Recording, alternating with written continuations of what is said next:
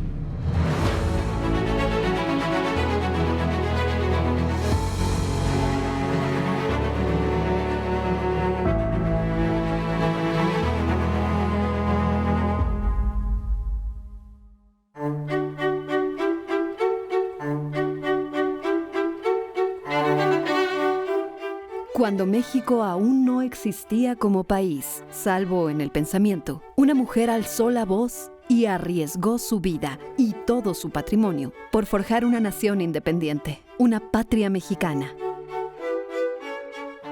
Ella fue una insurgente, una intelectual y una fiera. Fue la primera mujer periodista de México y arriesgó la vida por la Revolución de Independencia. Leona Vicario. María de la Soledad Leona Camila Vicario Fernández de San Salvador, mejor conocida como Leona Vicario, nació en la Ciudad de México en la Nueva España un 10 de abril de 1789.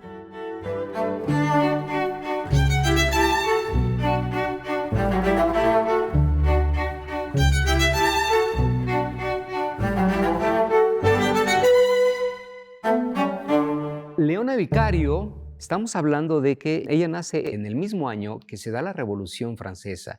Entonces tenemos que entender todo este panorama internacional que se daba, dejar de ver a México como dejar de vernos el ombligo en la historia mexicana para entender de dónde vienen todos los movimientos sociales.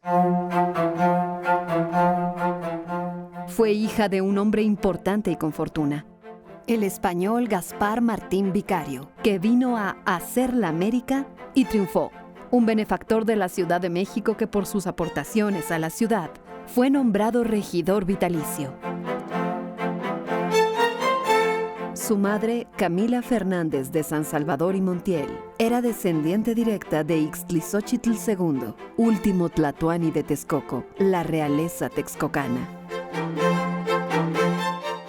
Leona Vicario tenía una educación muy por encima de la educación que recibían las jóvenes en ese entonces. También compuso música, y también tocaba el piano y también componía sus barcarolas. Ella iba siempre un paso hacia adelante.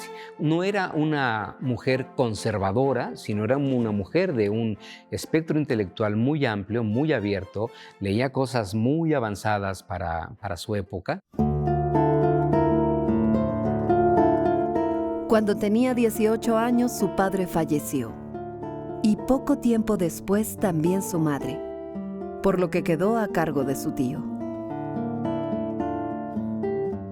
Su tío, don Fernando Fernández de San Salvador, que fue un hombre muy encumbrado, fue rector de la Universidad Pontificia, abogado del virrey, porque Leona Vicario fue de Polenda, fue de altos vuelos económicos, aristocráticos. Su tío le permitió vivir de forma independiente, en una casa que compró junto a la suya, cosa inédita para una mujer de la época.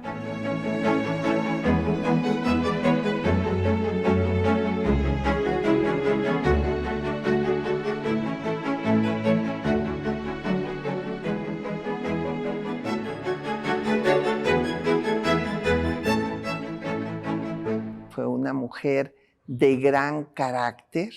Escribió que se llamaba Leona y que quería vivir libre como una fiera. Muertos sus dos padres, la hermana mayor, ida a España como monja y la otra casada como marquesa, ella se queda sola con su tío y le dice, esto es para darnos una idea del pensamiento avanzadísimo de los dos.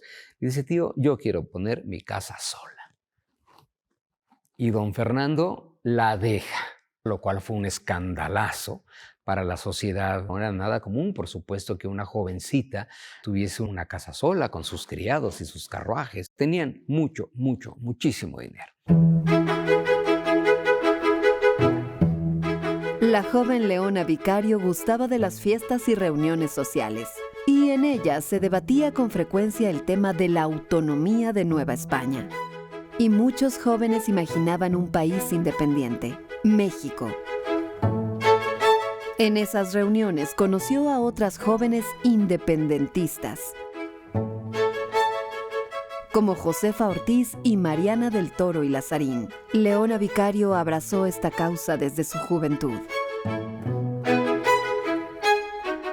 Ella fue una mujer de la élite con una buena cantidad de bienes que va a ir donando para la causa insurgente. Lo cual hace todavía más valioso la decisión que toma ella de lanzarse a la lucha.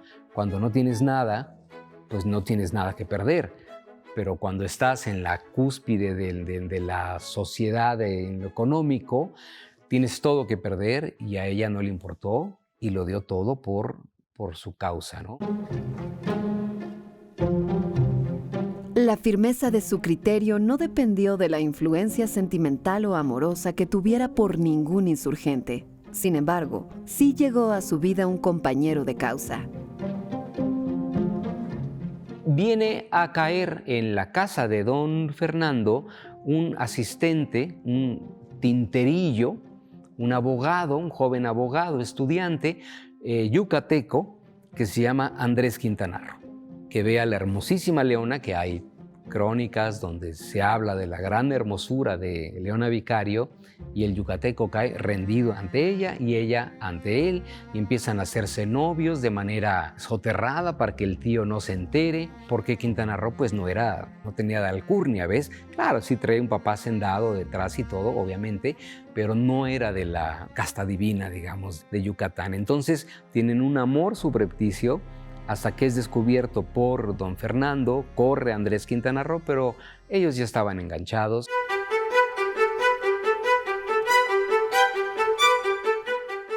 El contexto político tampoco era muy favorable para el amor romántico. La madrugada del 16 de septiembre de 1810, en el Curato de Dolores, en Guanajuato, el cura Miguel Hidalgo y Costilla organizó la rebelión armada contra la tiranía hispánica, al grito de independencia, y con un estandarte de la Virgen de Guadalupe en la mano, inició la revolución que vería nacer a México.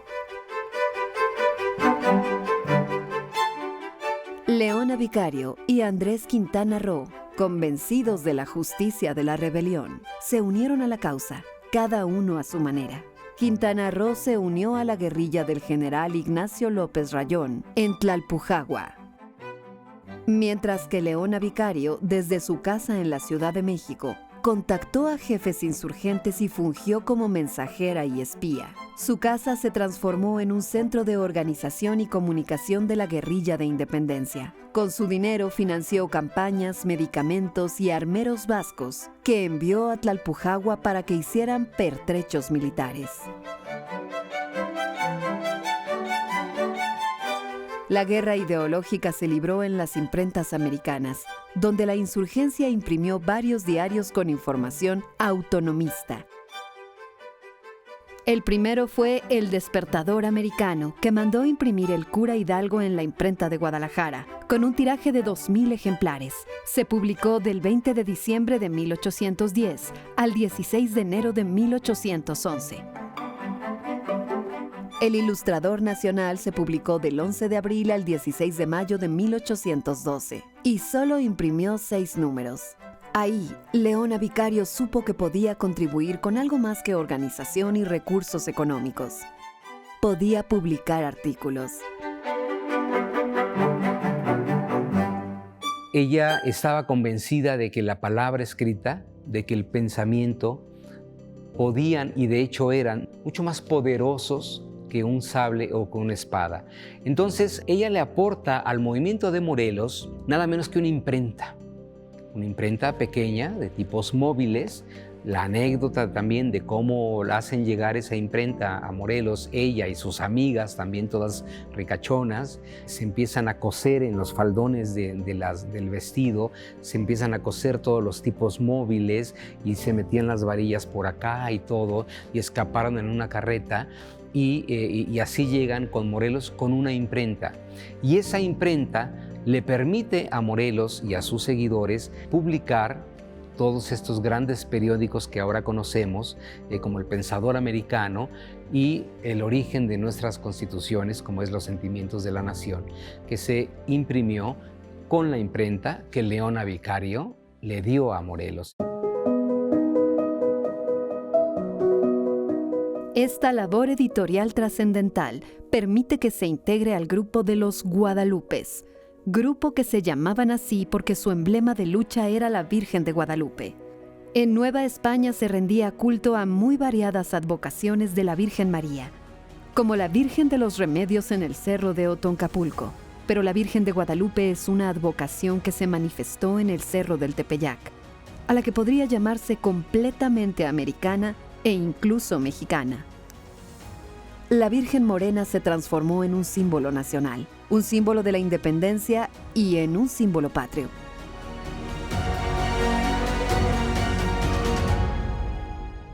Ahí estamos viendo el germen, ¿no?, del nacionalismo, de este orgullo que se tenía por ser mexicano. A pesar de que estábamos hablando de la Nueva España, los novohispanos no se llamaban a sí mismos novohispanos, se llamaban mexicanos, ¿no? Había siempre esta conciencia de que sí somos súbditos, pero somos mexicanos.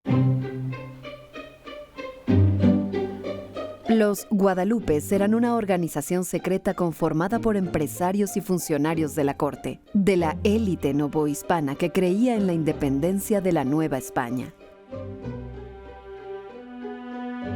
Personajes de la clase alta que están a favor de la independencia. Entonces aportan dinero a la causa y claro, era una especie de cofradía secreta porque se les iba la vida, ¿no? Si los descubrían, como Mariana del Toro, que terminó 12 años en un calabozo y salió del calabozo una vez consumada la independencia solamente para morirse.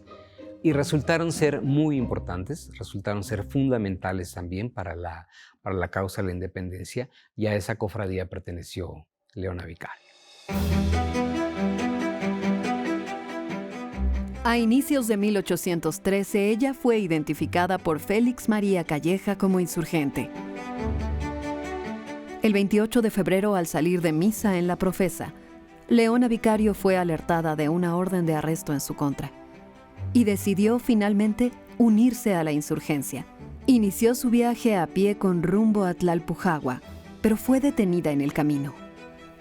Por intercesión de su tío Pomposo, no fue llevada a presidio, sino que fue encerrada en un convento, en el Colegio de San Miguel de Belén. Fue llevada a juicio por los cargos de conspirar y traicionar al gobierno virreinal, vínculos con la insurgencia, y por difamar en sus escritos a los conquistadores y religiosos españoles en el proceso de la conquista de América. Pese a ser amenazada con perder todo su patrimonio, Leona Vicario no traicionó a la insurgencia, no reveló nombres, lugares, operaciones, ni nada relevante que pudiera afectar a la guerrilla. Los propios insurgentes le van a ayudar a escapar disfrazada de, como si fuera vendedora de algún alimento popular, una tez negra, y se une a las filas de Morelos, donde se reencontró con Andrés Quintana Roo. Y ahí, en los cuarteles insurgentes, en medio de la lucha por los destinos de la nación, Leona Vicario y Andrés Quintana Roo se casaron un 6 de noviembre de 1813.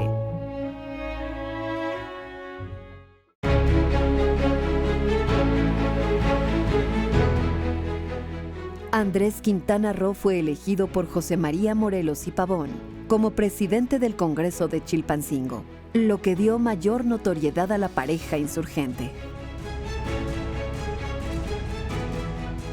No obstante, Leona Vicario había perdido todo su patrimonio, confiscado por José María Calleja. Al comentar esta situación en una carta enviada a Morelos, este decidió darle una pensión que fue ratificada por el propio Congreso el 22 de diciembre de 1813. Pero dicha remuneración duró muy poco. El siervo de la nación, autor de los sentimientos y promotor de la Constitución de Apatzingán, fue capturado en Temascala el 5 de noviembre de 1815. Juzgado por la Santa Inquisición, fue sentenciado y fusilado en San Cristóbal Ecatepec el 22 de diciembre de 1815.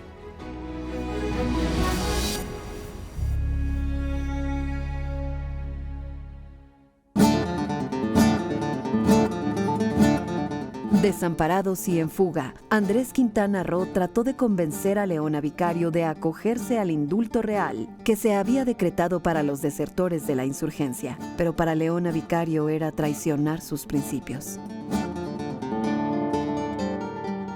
Con otros insurgentes tránsfugas recorrieron la Sierra Michoacana, a salto de mata y en extrema pobreza. Camino a la Ciudad de México se ocultaron en el pueblo de Tlatlaya. Andrés Quintana Roo, desesperado por su situación y con su esposa Leona Vicario, con un embarazo casi a término, decidió ir en busca de ayuda. Pero el ejército realista los encontró en Tlatlaya. Leona Vicario logró huir al monte donde entró en labor de parto. En una cueva, dio a luz a su primera hija, María Genoveva Quintana Vicario. Ahí fue encontrada por el ejército realista y detenida. Al conocer los hechos, Andrés Quintana Roo decidió entregarse y en nombre de su esposa e hija suplicó por el indulto real. Pidiendo perdón al rey, diciendo que besa las plantas del rey, que se lanzó como un alucinado a la guerra, en fin. Esa fue una carta para que su mujer viviera.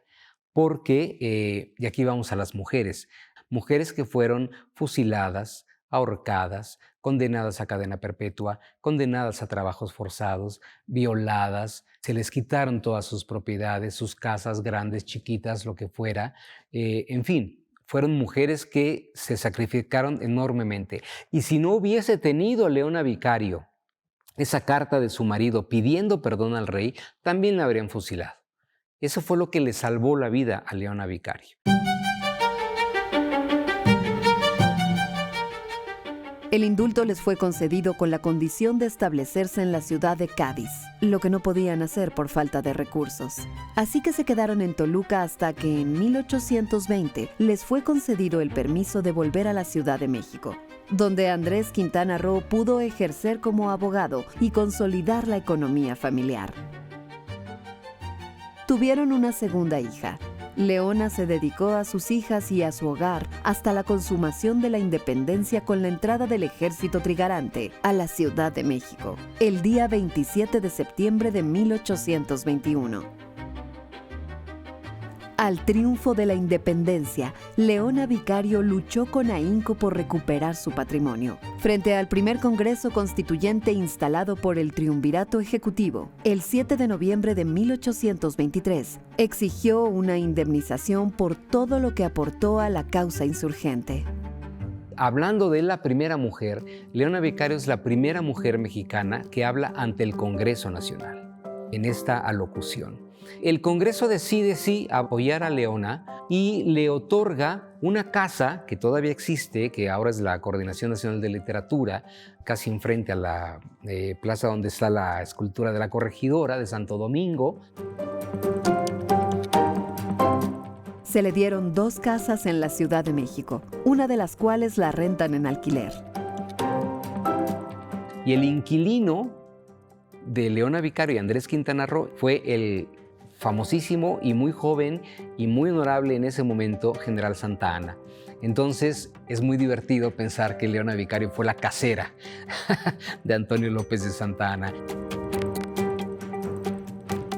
El Congreso también le da una propiedad en Ocontepec, en los llanos de Apan, en Hidalgo.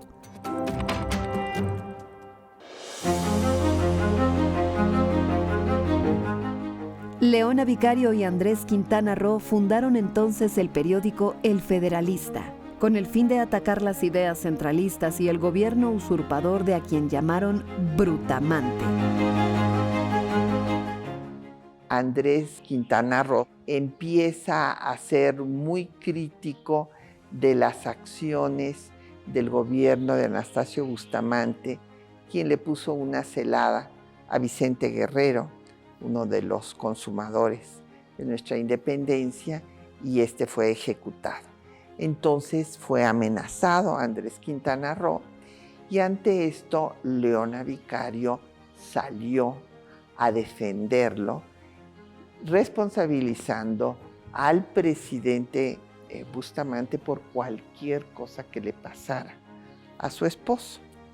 Ante esto, el que era el hombre político más fuerte del gabinete, Lucas Alamán, líder del conservadurismo mexicano, va a escribir que ella, como las otras mujeres, se unieron a la causa de la independencia solo por ir con sus novios.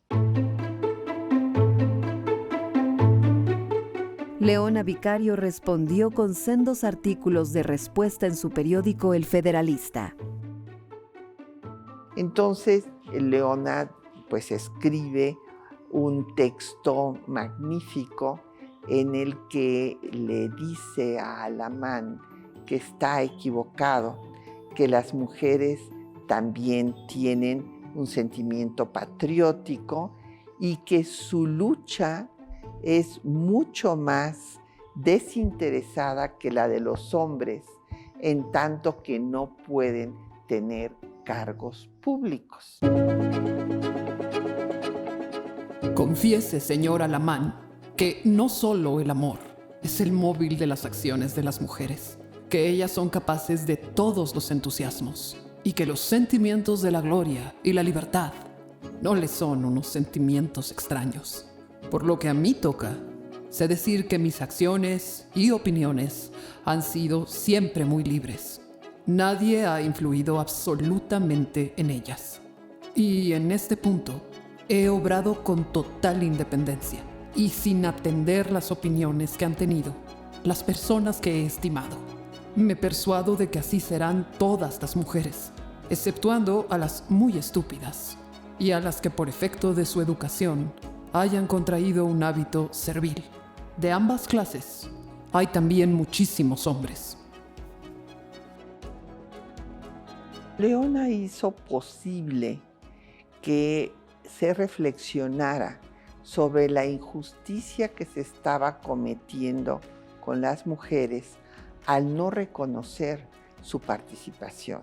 Hay que recordar que las mujeres eran las que alimentaban a los insurgentes, las que curaban a los heridos, las que enterraban a los muertos, las que servían de correos y también las que tomaron las armas. Hubo también las que tomaron las armas desde la insurgencia, y por esto es que será la mujer más reconocida.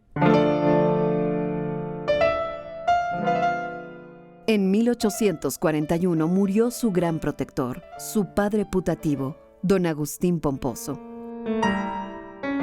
Un año después, el 21 de agosto de 1842, a la edad de 53 años, murió Leona Vicario en su casa de la calle de Cocheras.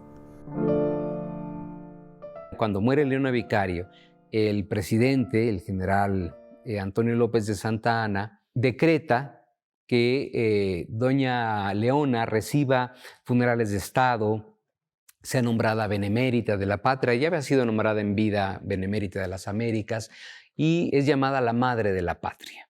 Y son los únicos restos de una mujer que están depositados en la columna de la Independencia. Aquí a unas cuadras, en la plaza de Santa Catarina, tenemos una escultura que se hizo en su honor desde la década de los 60 y ya en últimas fechas se hizo otra escultura en su honor en el Paseo de las Heroínas. La primera mujer periodista de México, una guerrera que defendió sus convicciones con fiereza, como leona, y así vivió toda su vida, libre e independiente. Leona Vicario.